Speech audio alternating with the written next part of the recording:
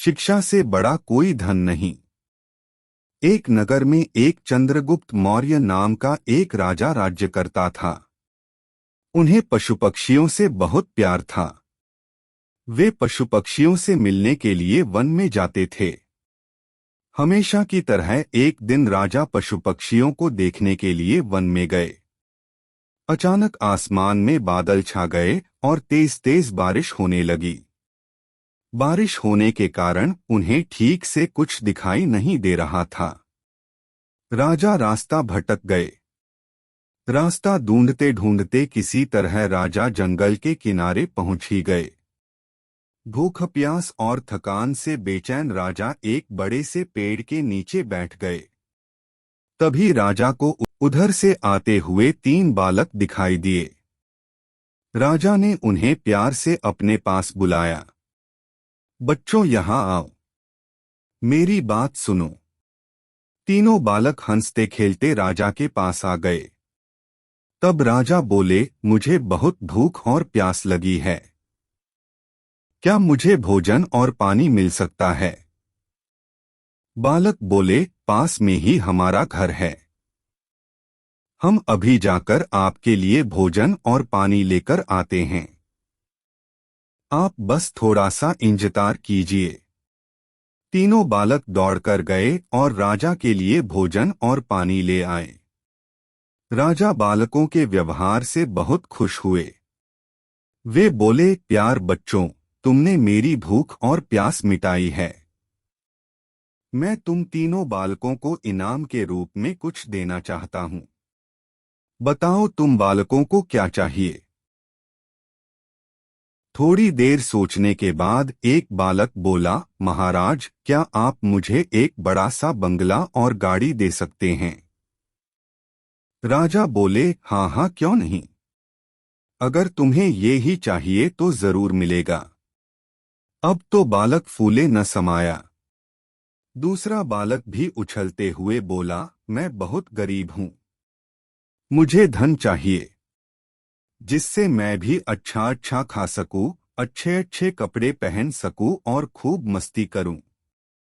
राजा मुस्कुराकर बोले, ठीक है बेटा, मैं तुम्हें बहुत सारा धन दूंगा।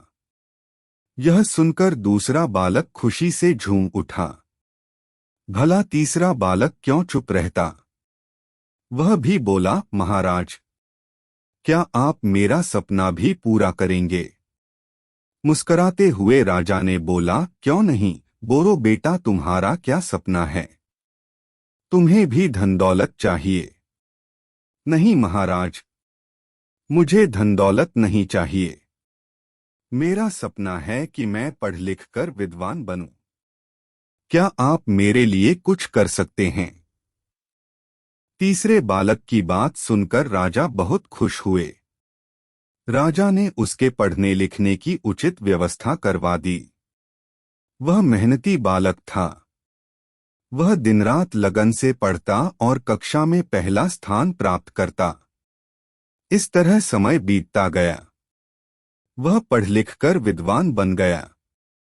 राजा ने उसे राज्य का मंत्री बना दिया। बुद्धिमान होने के कारण सभी लोग उसका आदर सम्मान करने लगे। उधर जिस बालक ने राजा से बंगला और गाड़ी मांगी थी, अचानक बाढ़ आने से उसका सब कुछ पानी में बह गया। दूसरा बालक भी धन मिलने के बाद कोई काम नहीं करता था। बस दिन भर फिजूल खर्च करके धन को उड़ता और मौजमस्ती करता था। लेकिन रखा धन भला कब तक चलता? एक समय आया कि उसका सारा धन समाप्त हो गया। वह फिर से गरीब हो गया। दोनों बालक उदास होकर अपने मित्र यानी मंत्री से मिलने राजा के दरबार में गए।